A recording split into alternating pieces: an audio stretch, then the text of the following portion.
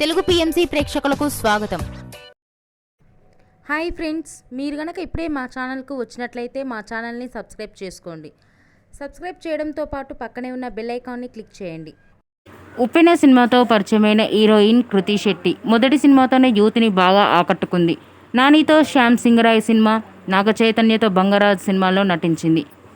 తాజాగా కృతి శెట్టి తన లేటెస్ట్ ఫొటోస్ని అభిమానులతో పంచుకుంది. ఆ ఫొటోస్ని మనం కూడా చూసేద్దాం.